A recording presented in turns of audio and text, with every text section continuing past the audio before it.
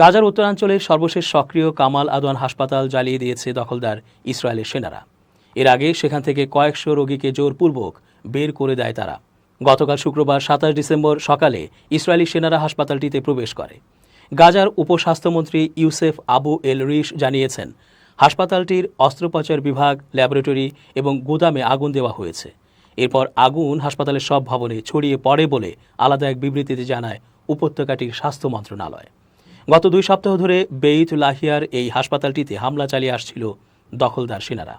তাদের দাবি, সেখানে হামাসের শক্ত অবস্থান আছে। অব্যাহত হামলার পর শুক্রবার সকালে সেখানে প্রবেশ করে তারা। এরপর হাসপাতালের ভেতর থাকা প্রায় ৪০০ জনকে আটক করে দখলদার ইসরায়েলি সেনারা নিয়ে যায়। আজ শনিবার তাদের ছেড়ে দেওয়া হয়েছে। তাদের মধ্যে কয়েকজন পায়ে হেঁটে জাবালিয়া আল নজুলা এলাকায় আসেন। তারা জানিয়েছে, আটকের পর ইসরায়েলি সেনারা রাইফেলের বাট দিয়ে তাদের মারধর করে। এছাড়া ঠান্ডার মধ্যে রাখা হয় অনেককে, যার মধ্যে আহত ও বয়স্ক ব্যক্তিরাও ছিলেন। সংবাদ মাধ্যম আল জাজিরা জানিয়েছে, আগুন লাগার পর সেটি নেভাতে কয়েক ব্যক্তি ডায়ালাইসিসের মেশিনের পানি ব্যবহার করেন। ওই পানিতে ক্লোরিন মিশ্রিত ছিল। এতে কয়েকজনের হাত ও মুখমণ্ডল পুড়ে যায়। দখলদার সেনারা কামাল আদওয়ান হাসপাতালের পরিচালক হুসাম আবু সাফিয়াকেও আটক করেছে, কিন্তু এখন তিনি কোথায় এবং কী অবস্থায় আছেন তা কেউ জানে না।